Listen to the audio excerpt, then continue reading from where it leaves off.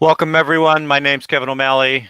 Glad that you're here. I'm here with many of your local Chamber of Commerce professionals. We'll go around and do a quick introduction.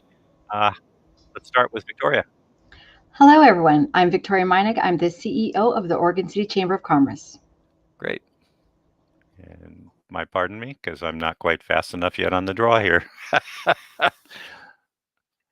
Kyle.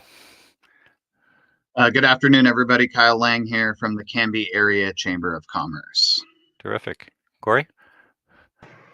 Good afternoon. I'm Corey Kersley from the Sherwood Chamber of Commerce. And next up, we have Shatrine. Mute. Hi, everybody. I am Shatrine Craig. I am with the Westland Chamber of Commerce. Wonderful. Laura. Hi, everyone. I'm Laura Edmonds, CEO of the North Clackamas Chamber of Commerce. Linda. And good afternoon, Linda Mothel with the Tualatin Chamber of Commerce. Thanks, everybody. We're gathered to hear what's happening in the latest stimulus package. My name is Kevin O'Malley, your Wilsonville Chamber of Commerce CEO. Very proud to introduce our guest presenter today, Chris Eyler, our Northwest rep. For those of you who remember 9 months ago when this all started, he was here to tell us about the first, and we don't know how many versions this is. We were discussing that earlier, but this is the stimulus package just passed. So Chris, take it away, please. Great. Thank you, Kevin. Just give me 1 second to share my screen.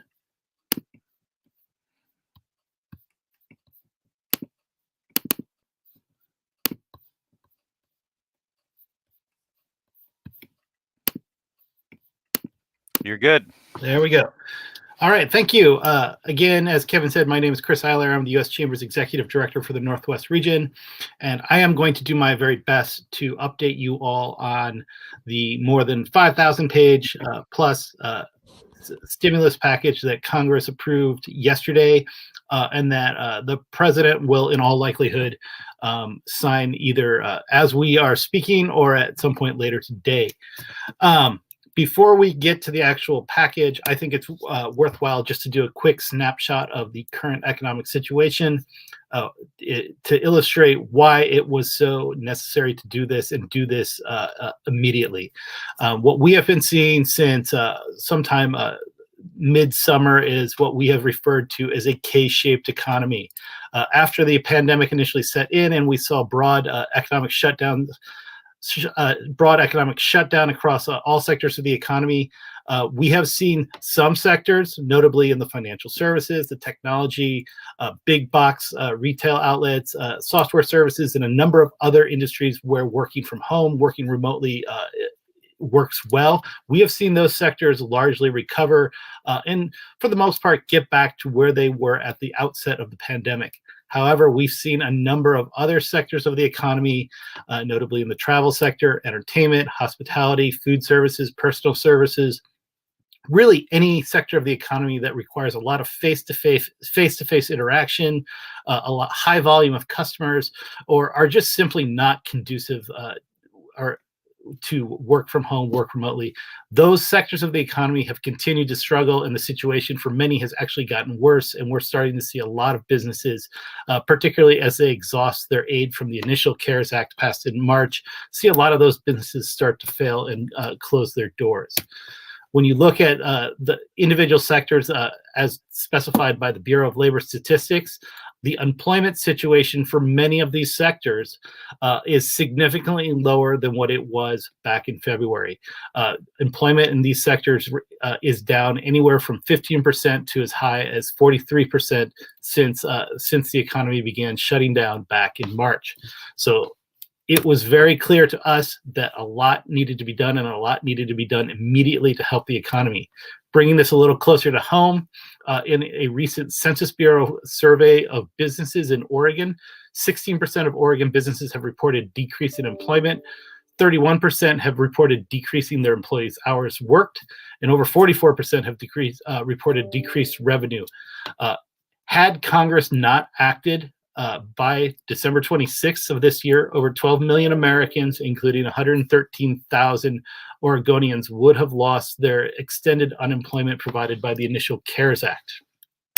Now, fortunately, Congress was able to act. It was not without a lot of pain and a lot of unnecessary delays. But they were able to act. And just before I get into the specifics, I just want to apologize. This is going to be a little rough. The text of this bill was not released until just yesterday, just a little over 24 hours ago. It is over a 5,000-page bill. In addition to the pandemic relief provisions of the bill, which take up approximately 3,000 of the 5,000 pages, it also includes all of the federal government's funding for the remainder of fiscal year 2021, which funds the government through the end of September of next year. It is a $900 billion total package. So there is a lot in it. There's a lot that we are still trying to digest and get through. But my slides and this presentation, it's going to touch on a lot of the top line provisions that are important to the business community, most notably what's in it with respect to the Paycheck Protection Program. So first of all, before we get to the Paycheck Protection Program, it does include additional support for unemployment. First, it extends the current enhanced unemployment benefit that was initially created under the CARES Act. It extends that for another 11 weeks. That would take us to sometime in mid-March. I believe it's around March 14th is when that 11-week period would expire. In addition to extending federal unemployment benefits, it also adds an additional $300 per week on top of what the state would already provides. Additionally, it's going to provide for a second round of stimulus checks to individuals and their families. It will provide a check in the amount of $600 per adult, as well as $600 per child. So if you're a family of 4, you will be receiving a stimulus check in the amount of $2,400. There are some limitations on this direct payment. It provides $600 for individuals up to an income level of $75,000 per year. If your income exceeds $75,000 per year, that $600 will gradually phase out until you get to an income level of $99,000 per year, at which point individuals making over $99,000 per year would not receive a stimulus check. Likewise, for families, for couples, that income threshold is up to $150,000, and then it begins phasing out until you reach $200,000 per year, or I'm sorry, $199,000 per year. As for small business support, and I'm going to get into this in a little more detail in a second, it does provide an additional $284 billion to extend the Paycheck Protection Program until until March 31st, 2021. It provides a new grant program, a $15 billion grant program for live venues. So think movie theaters, concert venues, live theaters for plays and whatnot. And a lot of really, as I said, hard hit venues that were not previously receiving aid under the CARES Act that simply cannot operate right now, given all of the restrictions we've seen as a result of the pandemic. It also includes an additional $10 billion to restart the SBA's Economic Injury Disaster Loan Grant Program. If you recall from the original CARES Act, the CARES Act provided an up to $10,000 grant that did not have to be repaid to businesses applying for SBA EIDL loans. One of the notable changes made by the new legislation is that if you did not receive the full $10,000 grant, you can apply for a second grant that would take your total grant received up to $10,000. So if you received $2,000 when you applied for the EIDL grant back in March, or if you applied for the grant back in March and only got $2,000, you can still receive up to $10,000 in a second EIDL grant. As for housing, it does extend the housing or the eviction moratorium for rental housing until the end of January. It also provides an additional $25 billion in rental assistance to help individuals struggling to pay their rent and mortgage payments. Beyond that, it provides a number of additional aid programs, including $82 billion to help schools and colleges reopen. One of the concerns that we are encountering is that even when schools and colleges were permitted to reopen, they simply didn't have the funding to take all the necessary precautions to open safely, as far as revamping their HVAC systems, implementing social distancing, implementing PPE requirements. This funding will help schools and colleges implement a lot of those precautions as they are permitted to open safely. It also provides $20 billion for buying vaccines, $8 billion for vaccine distribution, $20 billion to help states with their testing infrastructure, $20 billion for relief to healthcare workers, more money for supplemental nutrition programs, and then $45 billion for transportation. And this includes aid to the airlines, airports, railroads, Amtrak, and public transit agencies. So, to what I think you are all most interested in is the changes made to the Paycheck Protection Program. As I noted, the Paycheck Protection Program is reopened upon enactment of the bill, and it is extended through March 31st, 2021. However, I do want to make sure it's clear that it is extended through March 31st, 2021, or until the funding is exhausted. Remember that the bill provides an additional $284 billion. And if you recall back in the spring when the initial Paycheck Protection Program was launched, it went through the funding very quickly until Congress refunded that or replenished that money in a second bill. And then that money didn't go as quickly, but it still did move very quickly. So I do want to just emphasize, if you are going to be applying for either your first Paycheck Protection Program loan, or you're going to be applying for a second draw, which I'm going to talk about here in a second, do not wait. As I said, the bill is likely, in all likelihood, going to be signed sometime this afternoon. Start talking to your lenders now about what you need to do to apply for either your first PPP loan or for a second draw. Next, something that we have been working on since the enactment of the CARES Act is that we wanted to make sure that our state and local chamber partners were made eligible to get Paycheck Protection Program loans themselves. Under the original CARES Act, only 501c3 nonprofits and 501c19 nonprofits, those are veterans organizations, were eligible to apply and receive Paycheck Protection Program loans. Under the new bill, 501c6 nonprofits, which includes most local chambers of commerce as well as state chambers of commerce, are now eligible. There are some restrictions placed on eligibility for 501c6 chambers of commerce, in that they cannot have total lobbying expenses that are 15% or more of their total expenses, and their total cumulative spending on lobbying cannot exceed $1 million. This, fortunately, does not impact most local chambers of commerce. For the most part, the restrictions placed on lobbying and total spending on lobbying is really going to only hit state chambers and large metro chambers. For our local chamber partners, we're confident that most of them should be able to obtain Paycheck Protection Program loans with this new eligibility provided by this bill. Also, as I noted, for the first time, businesses will be able to take a second draw on the Paycheck Protection Program. If businesses have exhausted or will be exhausting their first Paycheck Protection Program loan, they can apply for a second loan. However, the second draw is reserved for the most hard-hit businesses.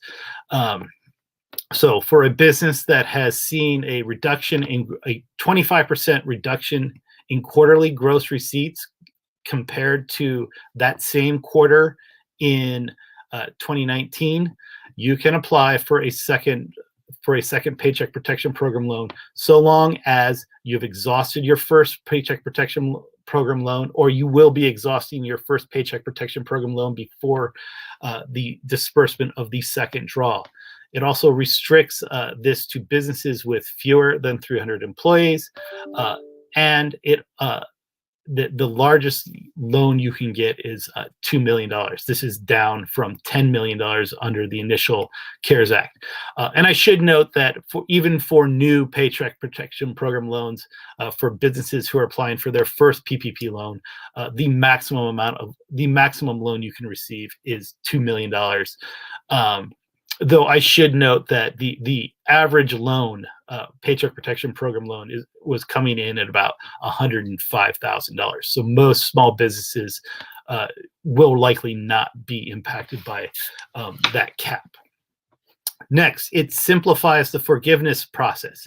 If you recall from the initial CARES Act, the Paycheck Protection Program loan is a loan that converts to a grant so long as your expenses, the things that you spend your PPP loan on are largely payroll, interest on mortgage, rent, and utilities.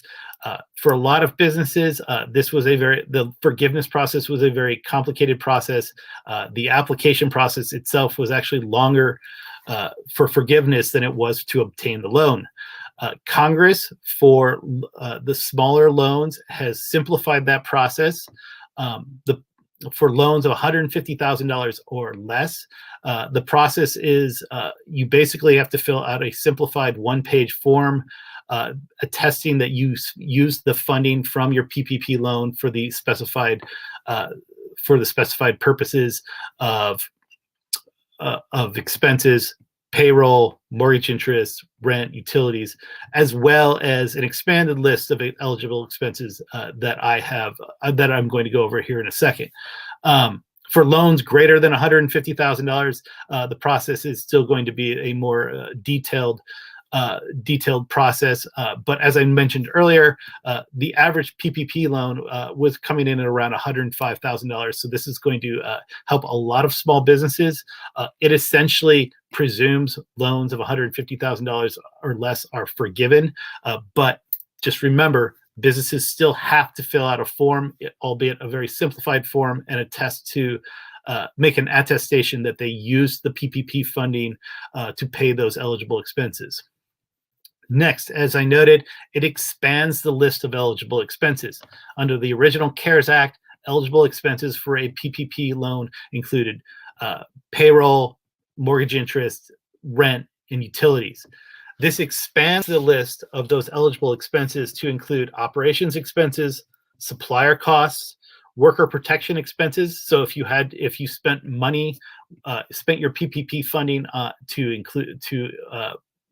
to implement social distancing, put in protective plexiglass walls, and generally spent that money to adhere to public health guidance, you can now use your PPP funding for those types of expenses. It also allows you to use PPP funding to make repairs to any damage you incurred during social unrest. This is largely going to be something that impacts businesses in larger metro areas where we saw protests over the past year. One thing that has not changed is the 60% rule. Remember, the Paycheck Protection Program's primary goal is to enable you to continue paying your employees even if you are not able to stay open for business. So you still must 60% of your Paycheck Protection Program loan still must be dedicated to payroll expenses. What this bill does is it expands the list of eligible expenses that can make up that remaining 40%. So just keep that in mind. Next, it overturns some problematic guidance that we saw come down from the IRS over the past year. First, under normal circumstances, when a loan obligation is forgiven, the IRS would consider that income. Obviously, that goes counter to the objective of the Paycheck Protection Program if that forgiveness is going to be taxed. So what Congress did in this bill is they have clarified that if the amount of the Paycheck Protection Program that loan that is forgiven, that will not be considered income for the purposes of taxation. Likewise, any expenses any expenses you realized from your, or any of the Paycheck Protection Program funds that you use to pay expenses, the IRS over the course of the past year was saying that you could not deduct those from your taxes. This was contrary to the intent of Congress in the CARES Act. So in this bill, Congress went back and made it abundantly clear that the IRS could not prevent you from deducting those expenses. So again, you will not be taxed on the amount of your PPP loan that's forgiven, and you will be able to deduct expenses that you used your Paycheck Protection Program loan to pay for. Lastly, on the economic injury disaster loan grant, if you recall, if you received any portion of that $10,000 economic injury disaster loan grant, that portion would reduce your forgiveness under the Paycheck Protection Program loan. That is no longer the case. If you receive a Paycheck Protection Program loan and you also receive that up to $10,000 from the SBA's EIDL program, the amount you received in that grant from the EIDL program will no longer reduce forgiveness under the Paycheck Protection Program. Now, just a few quick other things that I don't have listed on this slide. I do want to make clear that I do want to mention that we're changed. The covered period that you now have to spend your Paycheck Protection Program loan proceeds. Under the original bill, you had to spend that money in the 8 weeks following disbursement of the loan. That was later changed to you could spend it in either 8 weeks following disbursement of the loan or 24 weeks following disbursement of the loan. Congress in this bill has made it clear that you have to spend the Paycheck Protection Program loan at some point of your choosing between 8 and 24 weeks. So from the date you receive the loan, you have to spend that money between 8 weeks after you get the loan and 24 weeks after you get the loan. So you can spend it in that 8 weeks, you can spend it in 10 weeks, you can spend it in 15 weeks, you can spend it in up to 24 weeks. Congress is giving you that, making sure that it's clear that you have the flexibility to spend that money in a period of time most appropriate for your situation. And then I just want to go back and just reiterate one more time, because yes, Congress has made a lot of changes to the Paycheck Protection Program. They've expanded the list of eligible expenses, but keep in mind, you still have to spend 60% of the Paycheck Protection Program loan proceeds on payroll expenses. And then lastly, again, I can't emphasize this enough because there is a lot of need out there. There's going to be a lot of demand placed on this program. The funding that was provided will keep the Paycheck Protection Program in business and dispersing loans up to March 31st of 2021 or until the funding is exhausted. So if you are going to be applying for a loan, if you're going to be applying for a second draw, please do not wait around. Start talking to your bank today. Another program that is impacted by this legislation is the Employee Retention Tax Credit.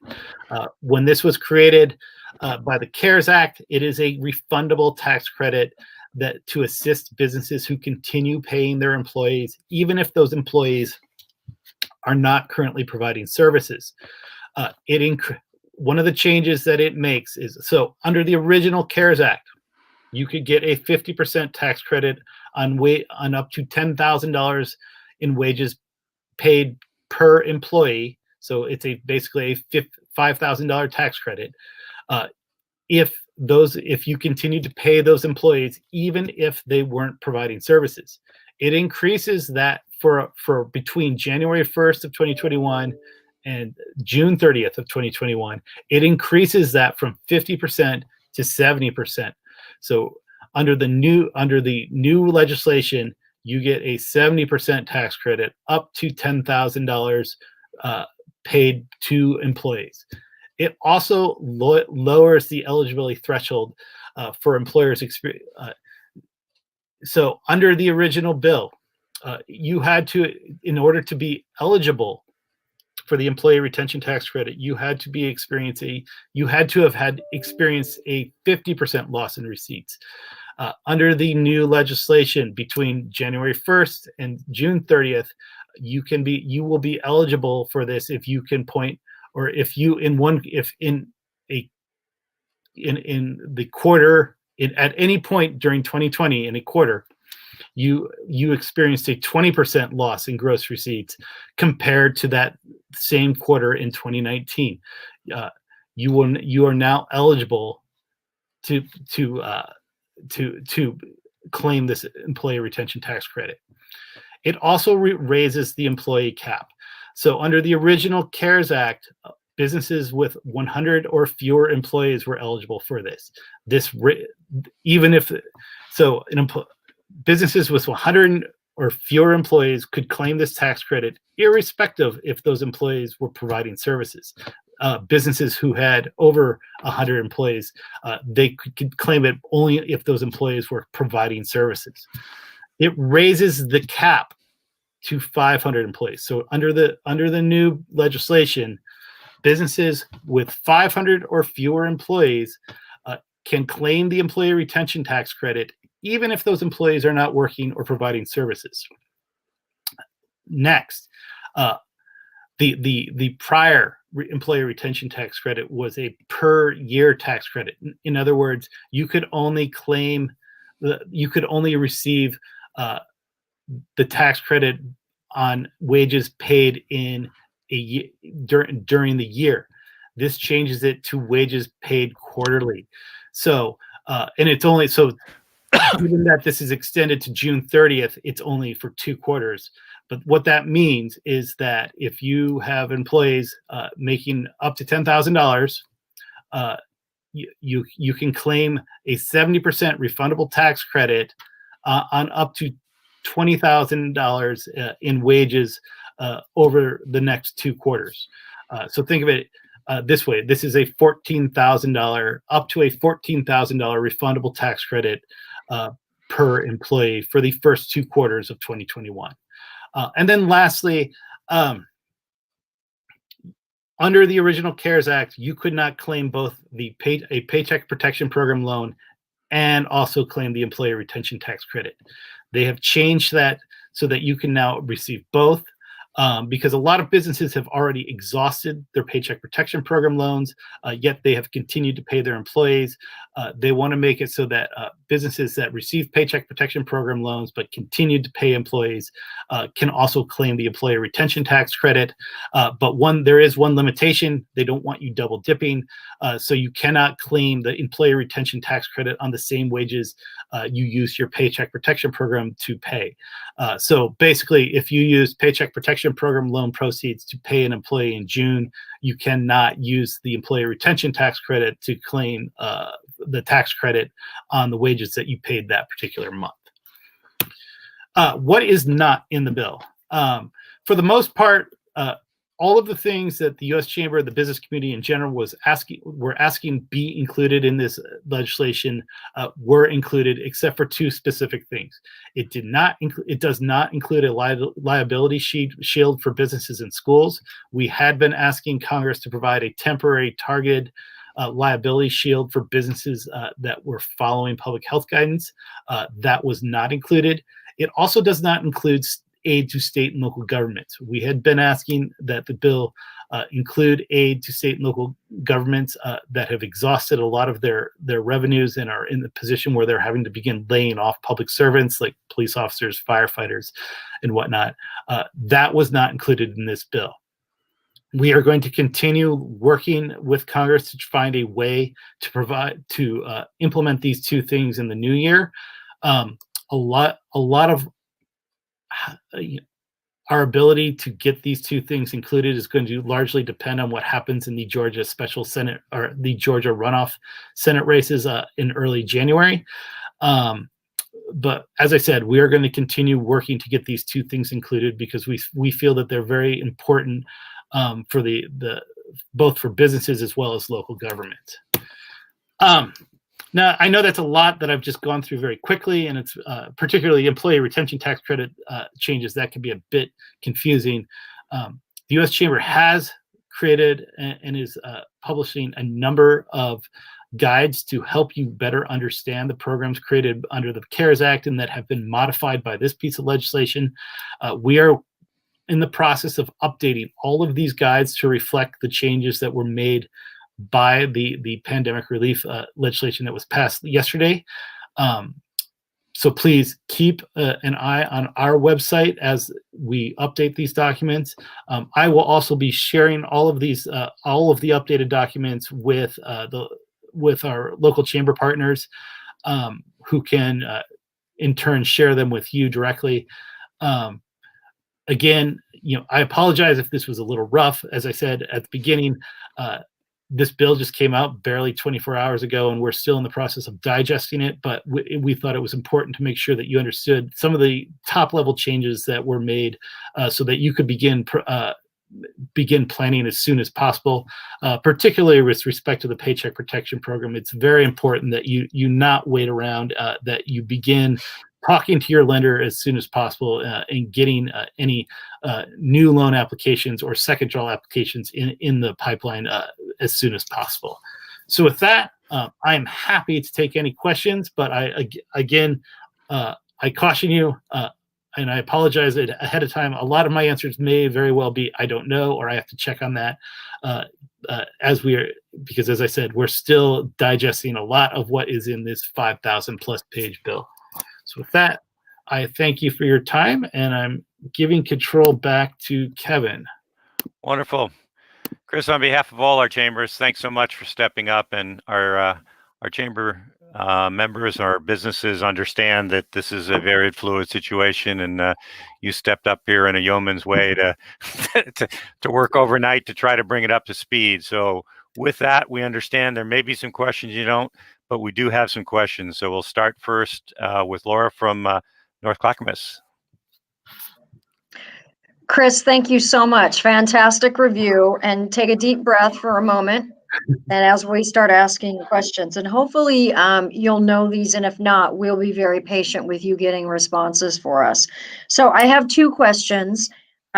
So if we or a business received an EIDL loan, not the grant portion up to 10,000, but an actual loan, will that impact a PPP loan, or can it reduce a PPP loan in any amount in any way?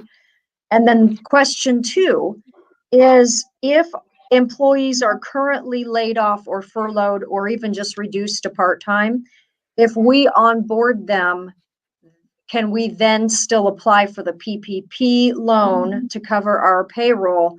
And then we use the comparison when we were fully staffed from 2019 pre-COVID?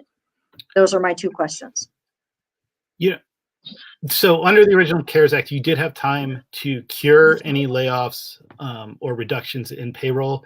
So those rules still apply. I would have to go back and look at the actual text of the new legislation to see if they've extended the deadline to cure any of those reductions in payroll or staffing before I say with any certainty. On the EIDL program, if I recall, you are able to receive both an EIDL loan and a Paycheck Protection Program loan. It was the $10,000 grant that reduced forgiveness. So none of that has changed. I don't think any of that has changed as a result of this bill. All righty. Thanks, Chris. We have a question from the audience. For the support for event venues, is that available for support businesses that do not directly own the venue, such as a rental lighting company? So this is one of the areas of the bill that they still have not. We need to get more guidance from Treasury and small business before we can say much certainty. We expect that program is going to be stood up fairly quickly, but I will say that most of that aid is going to be directed at the actual venue versus the related industries. The intent of the program really is to help the venue itself. Okay. Fair enough. So tune in for more. Linda Mohold from Tualatin Chamber had a question. Hey, Chris, I also would like to echo a huge round of thank yous. You guys have fought hard for us. We also, thanks to your leadership, galvanized grassroots and got a lot of letters off to our elected officials, and you guys took them across the finish line. So thank you. Cheers. The last time we went through the PPP, there were a limited number of lenders who were authorized to accept applications. That actually stopped a number of businesses from being able to get their application in. Do you see that process expanding so that more people will have access to over the course of the making a past loan? year, Treasury and SBA have worked to expand the list of eligible lenders. We totally agree with you. During the initial rollout of the Paycheck Protection Program, it was very problematic. It really was the largest lenders that were jumping on the program to get the money out. But over the course of the year, they made it much easier for smaller lenders to participate. They made it much easier for non-traditional financial institutions to participate. Think like PayPal, Venmo, institutions like that. And then also in this bill, it does provide a significant amount of assistance to unbanked communities. One of the problems we were seeing over the course of the past year, particularly in the final weeks of the Paycheck Protection Program last summer, is that these smallest businesses were just simply not participating. And that was largely due to the fact that they just don't have the types of relationships with financial institutions that a lot of other businesses did, or a lot of other businesses do. This bill provides assistance to help reach a lot of those very, very small businesses, a lot of small businesses in in at-risk communities, minority serving banks and whatnot. So the hope here is that some of the really truly hardest hit businesses, we will be able to reach a lot better with the aid provided in this bill. Good. Thanks, Chris. Shatrine from West Lynn. Hi, Chris. Again, thank you. You guys have been so key to us getting information out to folks since March, since this all hit. So we are so grateful. I just wanted to confirm that the Paycheck Protection Program is still accessible for our small businesses as well as the self-employed individuals, because I know it switched halfway through in there, and Yes, I just want to clarify that for folks. Yeah, and one thing to remember, because we get asked this a lot of businesses want to know if they can if they utilize independent contractors, can they use the money they pay independent contractors in the calculation of payroll expenses? You cannot.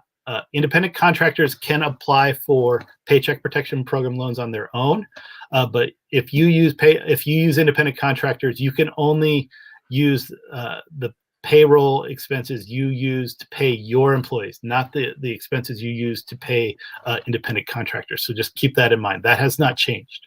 But sole proprietors, independent contractors, they can apply for their own Paycheck Protection Program loans. Okay. Very good.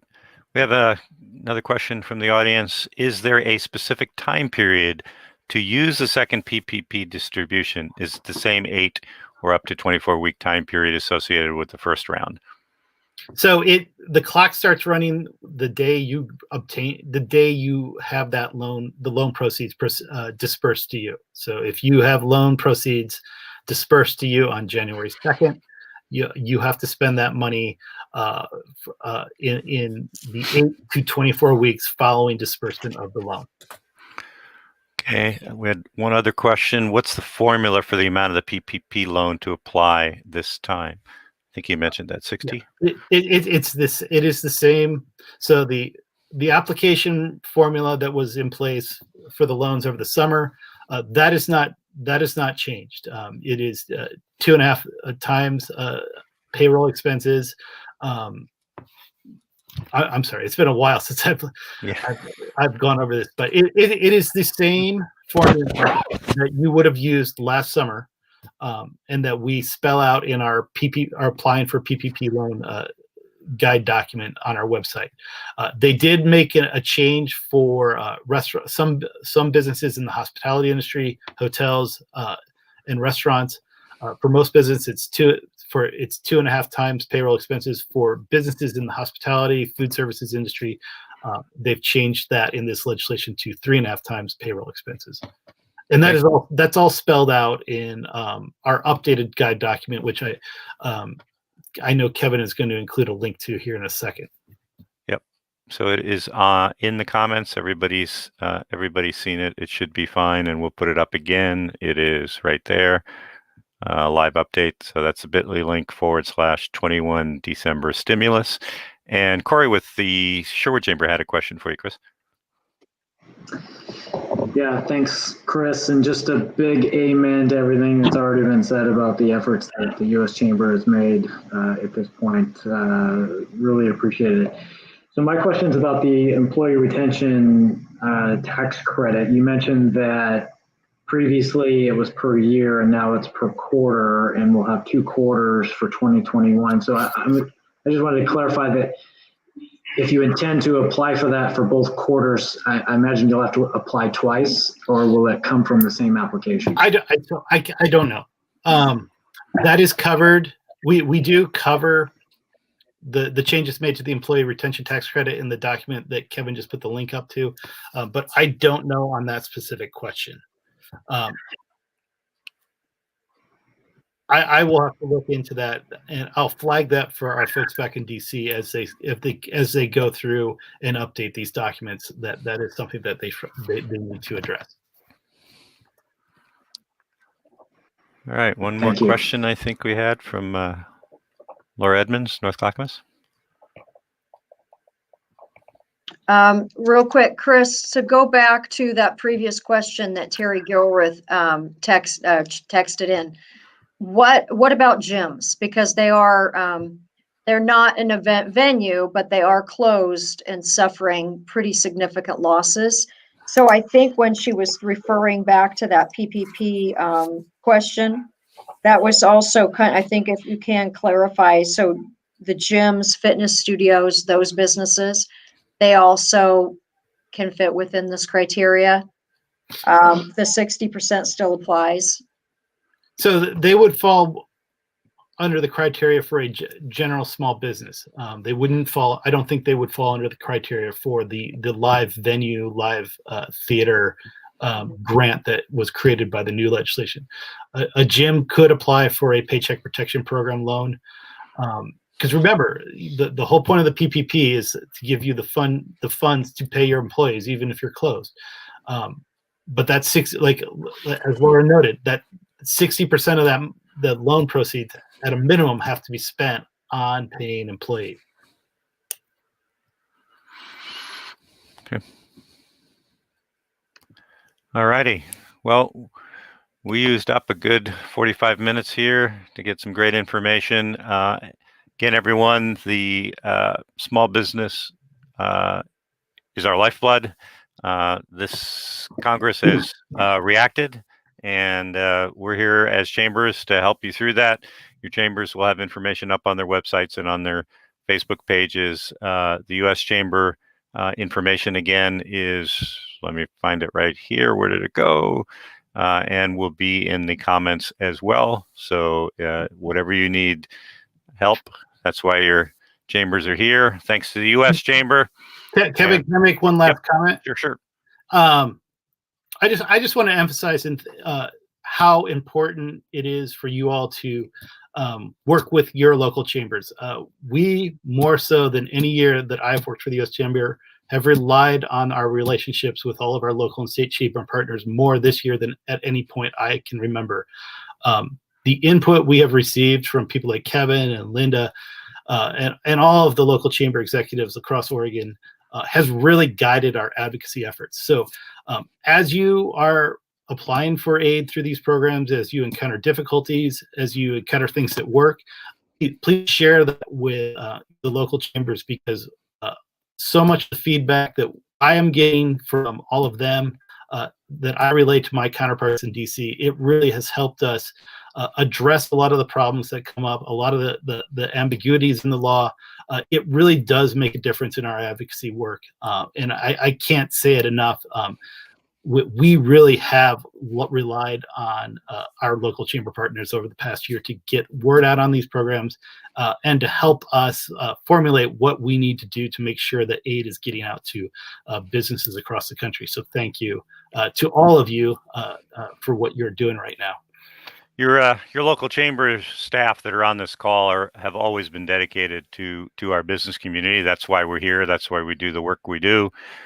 This year, it is safe to say, has not only been insane for regular for-profit business, but your chambers have really buckled in under really incredible pressures to work exceptionally long hours, dedicated. If you're not a chamber member and you're watching this, New Year's resolution would be, we don't survive without members. So if you're not a member, any one of the folks here would love to chat with you about what that membership means and allow us to continue to help the prosperity of our and economic vitality of our communities. So with that, more information, chat with your chambers, consider being a chamber member. If you are a chamber member, let's keep working on it. Thanks, everyone.